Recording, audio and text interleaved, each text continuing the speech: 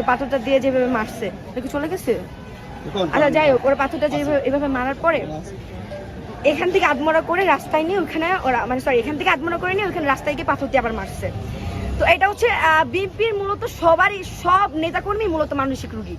তো ওদের মানসিক রোগী বলা যায়, কারণ ওরা যদি মানে নর্মাল মানুষ হইতো এটা করার মানে চিন্তা করেন একটা মানুষের উপরে কতটা ঘৃণা থাকলে শুধুমাত্র চালা দেয় নাই, এই জন্য ওরা এখান থেকে আদমরা করে রাস্তায় নিয়ে উলঙ্গ করে সেইখানে আবার পাথর দিয়ে মাইরা ওর রাস্তার উপর নৃত্য করতেছে। চিন্তা করেন একটা মানুষের উপর কত রাগ থাকলে একটা মানুষ এই কাজটা করে।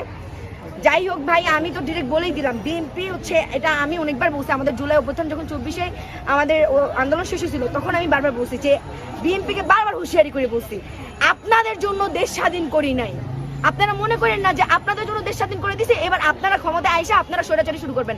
আপনাদেরকে হুঁশিয়ারি করে একটা কথাই বলবো, দেশে আর একটা স্বৈরাচার জাগতে দেওয়া যাবে না।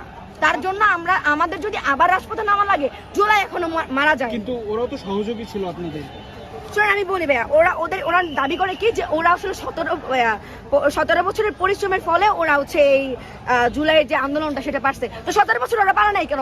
স্টুডেন্ট নাম্বার পরে করতে হইলো বা এইসব বিষয়ে কথা বলতে চাই না। আমার কথা হচ্ছে তো ওরা ক্ষমতায় আসার আগে যে কাজগুলো আওয়ামী লীগ হাইরে করতো সেই কাজগুলো ওরা ওপেনলি করতেছে। আওয়ামী লীগ যে এইসব খুন কামারি যাই করতো ওগুলো হাইরে করতো, ওরা কি করতেছে এটা ওপেনলি করতেছে। আচ্ছা এটা তো মাত্র ট্রেলার দেখাইতেছে, আরো তো সামনে বাকি আছে ওদের।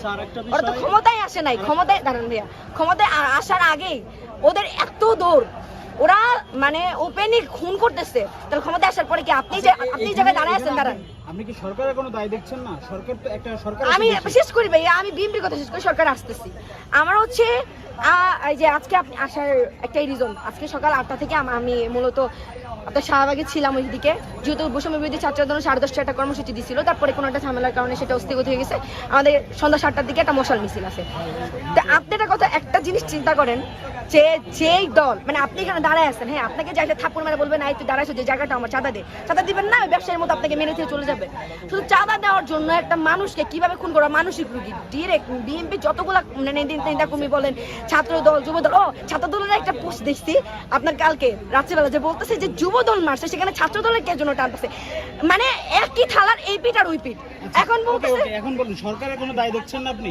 এখানে আমি বলতেছি যে আপনি বলেন পুলিশ, আইন প্রশাসন, তারপর সরকার, সবার উদ্দেশ্যে একটা কথা বলি যে আপনাদের মানে আইন প্রশাসন অত্যন্ত পরিমাণে নিম্ন পরিমাণের খারাপ। যে আপনাদের মানে একটা মানে চিন্তা করেন যে পাবলিক স্পটে একজনকে খুন করা হইতেছে, অথচ আপনারা তার বিরুদ্ধে এখনো স্টেপ নেন নাই। আপনারা 24 ঘন্টার ভিতরে আপনি খুনি কে সেটা জানেন, প্রমাণ আছে, তাহলে 24 ঘন্টার ভিতরে ফাঁসি দিতেছেন কেন?